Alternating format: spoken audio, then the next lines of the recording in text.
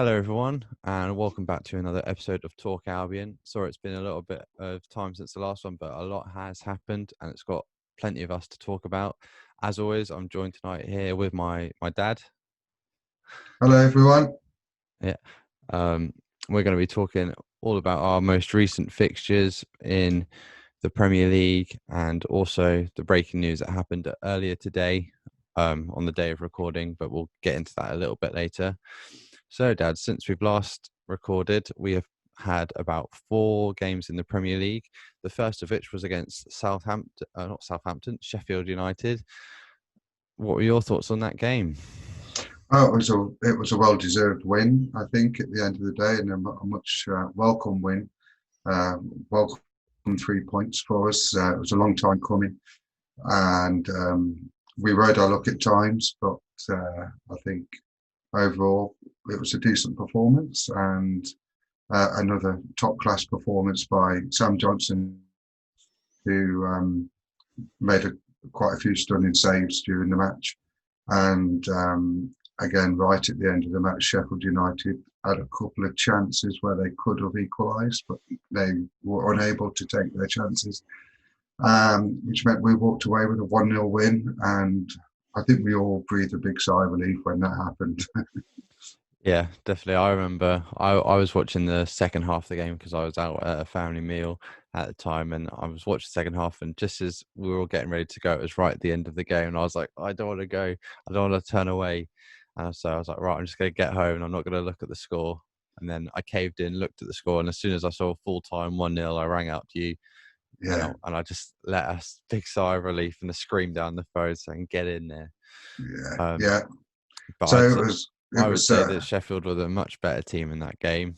They had more chances. They were much more creative, I'd say, but they just lacked the quality, which is probably why they're sitting bottom of the table.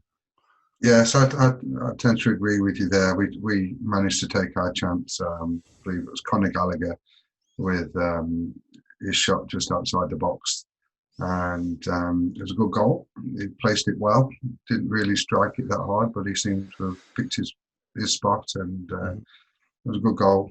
And it gave us a 3 points. So yeah, very good. Very happy with the result.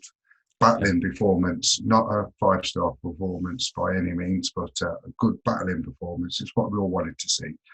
yeah, But I think we all agree that the result, the 3 points, was all that mattered that yeah, that at that time. So we then our next game was not so good. Unfortunately, Crystal Palace, we lost 5-1, as we all know. yeah. Um, what were your thoughts on that game, Josh? I thought it was a real shame. Another big VAR game. Well, a game that had a VAR incident with Mateus Pereira getting sent off. But I think it was a game of two halves, really.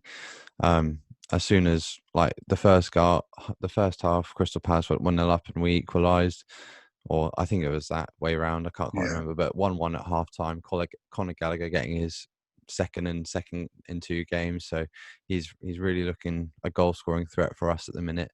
But going into that second half with 10 men, it just completely changed the game, and players like Wilfred Zaha and Benteke, they finally got their scoring shoes on and they managed to put another 4 past us in that second half. So yeah. It was very disappointing the manner in which Piera was sent off. I was absolutely livid, yeah, especially when we see the likes of other players having done similar things and not even getting a caution or yellow card yeah, or anything.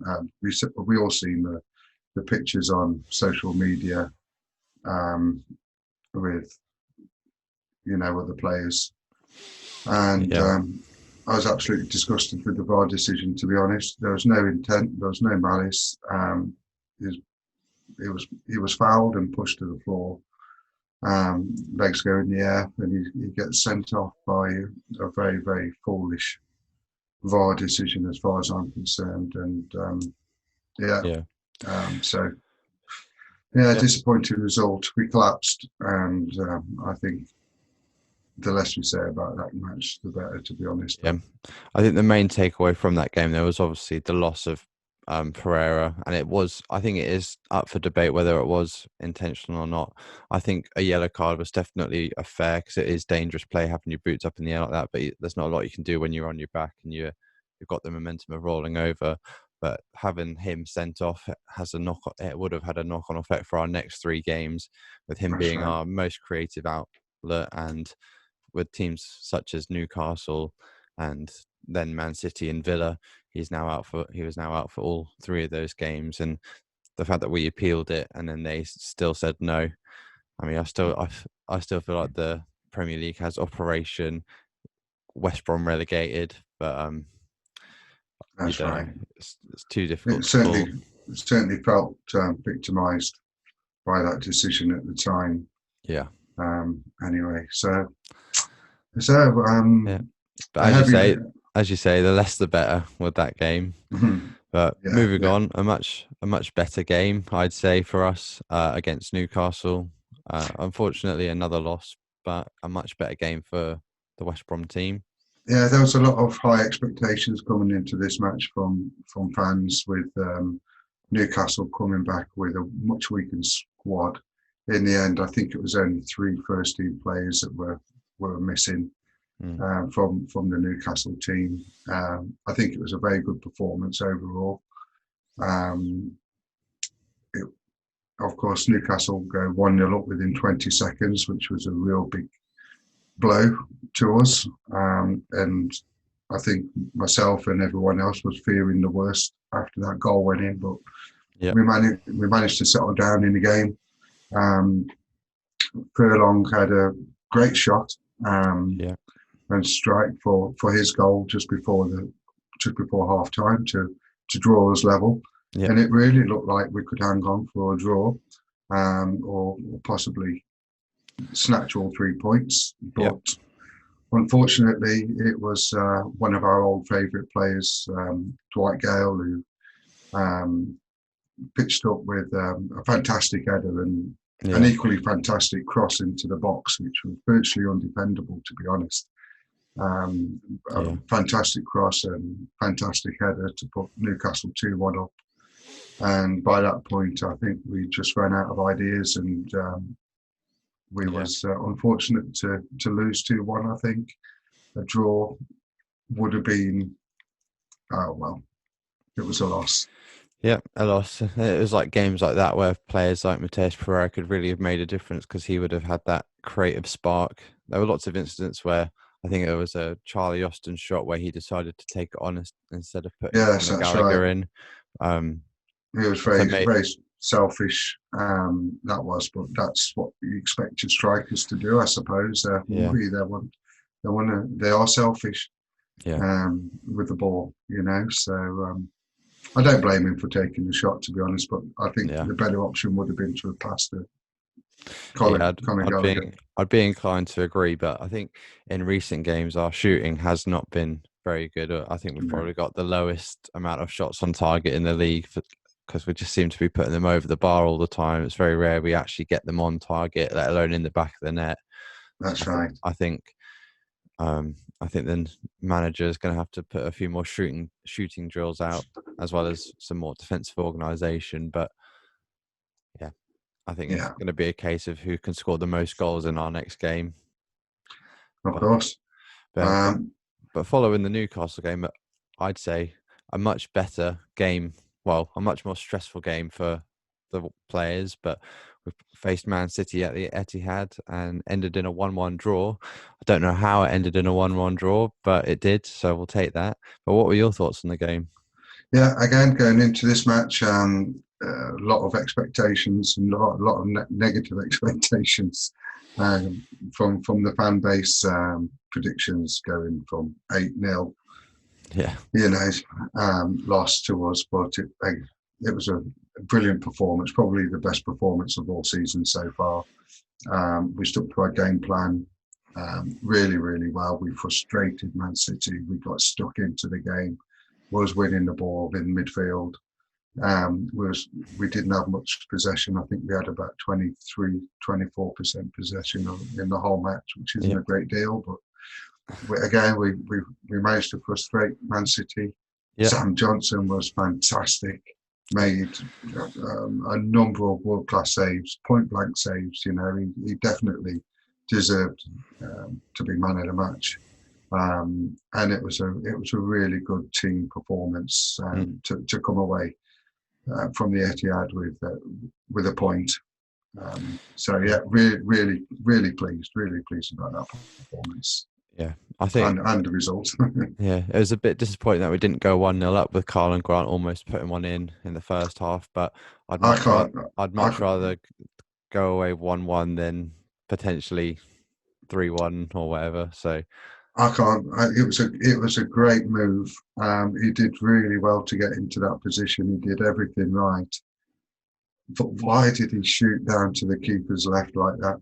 He should have blasted it into the top corner. yeah, Any half decent striker would have buried that chance, I'm afraid. And I'm not too sure about Grant at the moment. He needs to start taking his chances a bit more for my liking. He's just showing that he's a championship striker at the moment, and we need him to raise his game.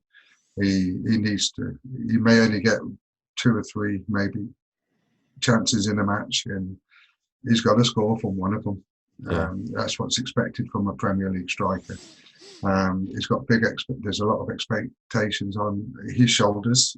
I know he cost us around £15 million, but yeah, I'm sure he'll come good. I'm sure he'll come good, but yeah, I'm beginning to doubt the signing at the moment. But let's hope that he can develop yeah. into the player that we all hope he can be for us, because he does look promising. Like I Mm. say, he did everything right to get into that position, that goal scoring position. He did everything apart from put the ball in the back of the net. Mm. So we'll see what happens over the course of the season with him. Obviously, we've seen Charlie Austin and Grzycki make an appearance Yeah, for us a couple of times, yeah, which was nice to see. So yeah. I think for me, I mean, I've got lots of good memories of Charlie Austin, particularly his brace against Birmingham, and yeah, then Krasicki. He hasn't done an awful lot for us in Albion shirt, but he hasn't really been given a fair opportunity, I'd say. But I mean, so far all we've brought him in to do is score against his old club Hull. He, that's right. so it'd be nice for him to get a few more minutes and then hopefully a few more goals. Because then if we do end up selling him, we'll maybe be able to get a couple more million for him or so. That's Raise right. the price tag.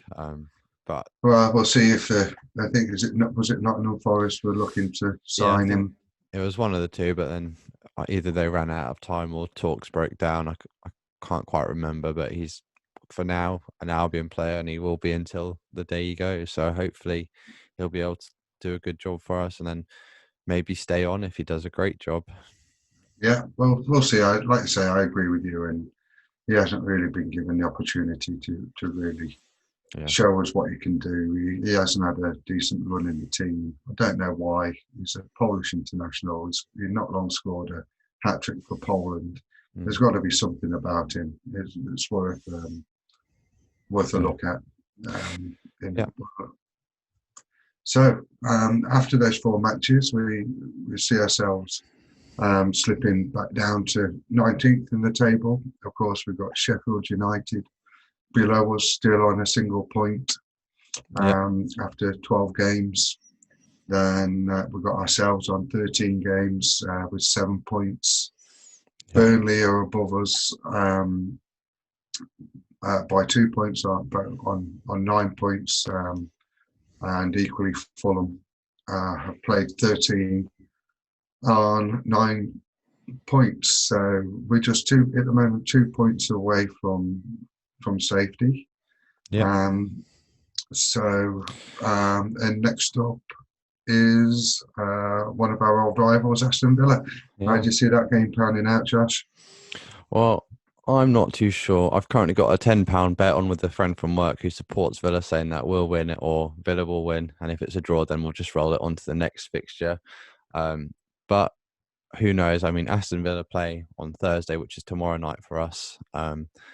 So that will probably pave the way and setting up the game. I mean, we've come off a really good performance against Manchester City, and we'll have 2 extra rest days compared to Aston Villa. So I reckon Villa are the favourites to win, in all Yeah. honesty. But I think that we're in a strong position to cause an upset and maybe get the 3 points. Well, it's a local derby, and anything can happen in a local derby. Yeah, exactly.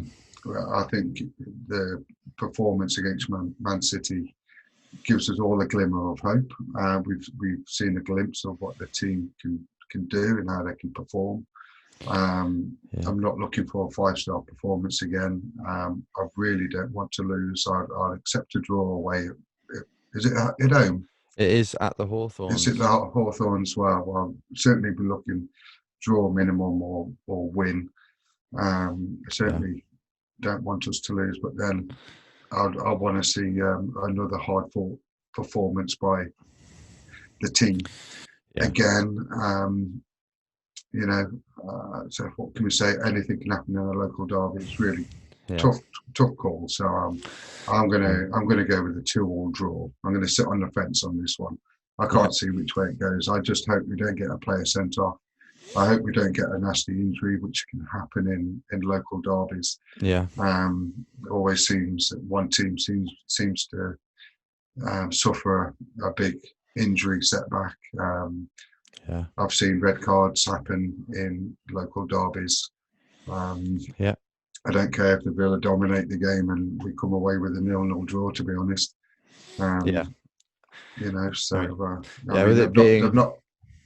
With it being our last game before Christmas, I'd absolutely love a win. A nice Christmas present from the Albion to us, but I don't know. I can't really see it happening, but I will happily take a ball draw or a score draw. As long as Villa don't win, I'd be happy.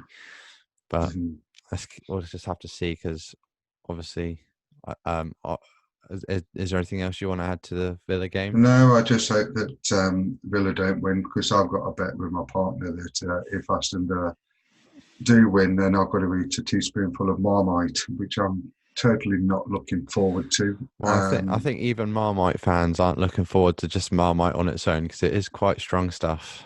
Yeah, it's not pleasant. Let me put it that way. So I mean, I'm hoping players I'm hoping Jack Grealish in particular is a bit distracted from his recent fine, but we'll just have to see come Sunday. Well, of course, Sunday's game, we'll see the first game in charge of our new manager. I'm sad to say it's been announced that it's Sam Allerdyce. Yeah. The club announced today the departure of Slaven Bilic, and they've immediately appointed Big Sam in his place. He'll be taking charge of the squad on Thursday afternoon to prepare for the Villa match. As you can tell by the expression on my face, I'm speechless. Yeah, I genuinely don't think this is the best move Albion can make, and I definitely think it's the wrong timing. I think maybe in the future, come January or whenever, sure, if it'd be a much better timing, start the year afresh. But I think before a local derby and after the back of that brilliant performance at Manchester, obviously with Big Sam coming in straight away, you know that they've had this plan for a while and they've negotiated terms with Big Sam. Yeah. But I think that Slaven would be the man to keep us up. I mean, he was given 2 seasons to get us promoted. They said, you've got 2 seasons to get us promoted to the Premier League, and he did it in 1. So I just don't think that they've made the right decision with this. I don't know. I don't understand what's going through their heads. They've given him no money to spend. He hasn't been able to strengthen the squad in any way, shape or form. The players we did manage to sign were just signings, as we all know, Pierre, Grady, players which were on loan to us in the Championship. And don't get me wrong, I'm really pleased that we captured the signings on a permanent deal, but we didn't see any new faces apart from Carl and Grant coming to the team. Yeah, You know, it's just Gallagher and Grant and Ivanovic who are all good players, but apart from those three, we didn't hardly ever strengthen the squad, and especially with players like Hegazi going out the door the way he did, it just well, Gallagher's a loanee from Chelsea. yeah Ivanovic was a free. on a 1 year deal as well, so he won't really after this season. Who knows where he'll go? Yeah, It is only really Grant who will stay with us for more than one season unless we somehow get Gallagher to sign or Ivanovic. Maybe we'll do another year, but Robinson was a swap yeah, with Sheffield United. yeah. Um, So so yeah, um, I don't know what's going through the board's head. I think they've set him up to fail I in a think way, so. and I personally don't think he's failing. I just think he needs more time. I do. I would have stuck with him to the end of the season. I think there's an agenda that's gone on. Something's not right. I really hope we can get rid of these Chinese owners. Nothing against Chinese people at all, but Mr. Lai Yeah, has yeah, obviously got no interest in that, in running the club. He's only in it for financial gain yeah. himself. But I don't think he'll even get financial gain if he runs it the way he runs it. So he might as well just pack up and go if he wants money, because he won't get it at West Brom if he's running it the way he's running it. mm. But So I'm hoping that the old Newcastle Dubai people who are interested in buying that will come in for us, and then well, there was not so long ago. There was rumours of a US-led consortium yeah, that was interested in taking over the club. All those rumours have suddenly gone quiet yeah, now. I was really hoping something could have materialised on that front. But we've yeah, seen managers return to the club. I'm not enthusiastic about Big Sam, to put it politely, yeah. being in charge of our club. I'm just But happy it's not Pardew round two. well, So um, I'm really gutted that Slavan's left, yeah, and in the manner that he's left. I can understand the argument that the results those haven't been particularly mm, favourable, but he's still got a 40% win rate with the club. yeah, Which, considering the position we're in, I think with a little bit more time and a bit of support in the January transfer window, yeah, he was more than capable. He was highly popular yeah. manager, one of the most popular managers I've seen at the Albion since Roy Hodgson, to be honest. Um, so Yeah, I remember when it was just over a year ago that we went to see the Albion against Swansea, absolutely battering them 5-1, and the crowd was singing "Slaven, give us a wave." And yeah, I think he was the reason why he drew in a big crowd. We got flags all around the stadium in Slaven we trust, yeah, and I think it's absolute as a West Brom fan and as a football fan as well. I'm really disappointed that he's gone in the way he has. But I really wish him all the best. I think he's yeah. given us, in the short time he's been with us, he's given us a lot of memories, a lot of He, nervous memories towards the end of last season. But he got us promoted, which is what he was there to do. And so far, he's doing an okay job in the Prem. He's only 2 points away from getting out of the bottom three. that's Um, right. And if you look at our previous appointments in Tony Pulis and Alan Pardew, you know, and then we get a bright shining light in the form of Slaven Bilic come over and takes over the managerial ends and gives us all a spark and glimmer of hope, a bit of passion and pride back into our club. We began to see decent football again, which was so lacking since Roy Hodgson's era. hmm, And in charge of our club. I'm just lost for words of why they've made this decision. yeah, So Slaven, if you're watching this, I'd like to say to you on behalf of all the West Bromwich Albion fans, thank you for everything you've done for our club. Thank you for making us believe in our club once more. And we're desperately sorry in the manner that you left and in the way that you've been treated by our board. It should be those that were sacked and not you, as far as we're concerned. Yeah, I would agree. If you ever find yourself down my way, Slaven, I'll treat you to a few pints to help you get over it. But we will miss you. But yeah, Yeah, thank you. definitely. Just out of curiosity, if I know you said you're not the biggest fan of Big Sam, but who would you have gone for as a replacement manager? Well, that's an interesting question, but it's hypothetical because I wouldn't have sacked Slav. So Yeah. I'm not even thinking of anyone remotely um, Yeah. to replace him. I think it's a bizarre decision. The only name that I would like to see come back to it would be Roy Hodgson, who's doing a fantastic job at Crystal Palace. Yeah. It's just a shame that England came calling when we had him and he left, and no one could blame him going for the England job and leaving us. And so I can't honestly say a name that I would want to be in charge, apart from Slaven. That's fair So enough. Yeah, I'd be inclined to agree with you, but when I heard the news, I was trying to think of some names who I thought would be a good fit for one West Brom and also who was available. And obviously, the first name that I thought would probably get it is Big Sam. I hadn't heard any rumors at the time, but I thought he would have probably got it. I thought maybe Eddie Howe from Bournemouth may have been in line with the job. No, I would have preferred Eddie Howe over Big Sam all day long. Yeah. So I thought maybe, but I didn't think he would get it because I think they really, I don't know why, but they probably just went with Big Sam. Another name that popped into my head, but I thought was a big stretch was the old Spurs boss, Pochettino.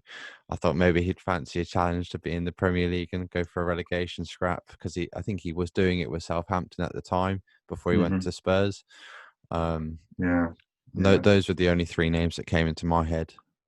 But it just seems strange that, I mean, if Big Sam's come to the club and they've given reassurance of funds in the January transfer window, yeah, which is what I've heard on Sky News today, then why couldn't they have given those funds to Bilic in the first place? Yeah, it just doesn't make sense. It doesn't add up to me. I think it's all an agenda. We can come up with as many conspiracy theories as we want on this podcast, but we enjoyed the time that we had Slaven Bilic, and we went to some fantastic matches. He gave us some great entertaining football. Yeah. He got us promoted in one season with us. Fantastic effort. Yeah. Yes, we struggled at the start of this campaign, but still early days yet. We're only 2 points away from safety. This is an even more bizarre decision than when we got rid of Darren Moore. When we sat Darren Moore, when I think we was third in the table at the time, going for. Yeah, and they tried to claim it was on form, but we were like unbeaten in however many games away from home. Our home record wasn't amazing, but we were in the running of a playoff, and maybe potential top 2 finish. So the West Brom board do my blooming head in sometimes. I would absolutely love to go and run West Bromwich Albion and do things in a much better way. Speaking of Darren Moore, he was a name that popped into my. He was actually a name that popped. I would have been interested to give him a second chance at West Brom in the Premier League. Well, talking of second chances, let's hope that the Chinese owners sell to this US consortium. They come in, new owners, sack Sam Allerdyce, and reinstate Slaven Bilic. That would be a perfect scenario for myself. Yeah, somehow I don't see that happening, but it would be quite entertaining if it did. Yeah, but anyway, we'll as always, we'll support our club despite who's in charge. Yeah, we'll give Sam Allerdyce a benefit of the doubt. I'm not particularly relishing this era in our club now. Yeah, I'm not expecting any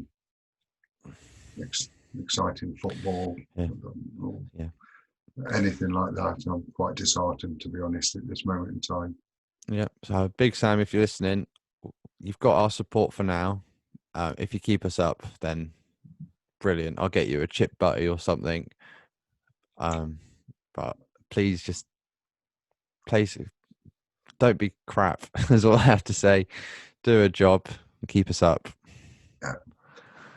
Amen to that, Josh. And spend a bit of the Chinese money. Make their pockets hurt.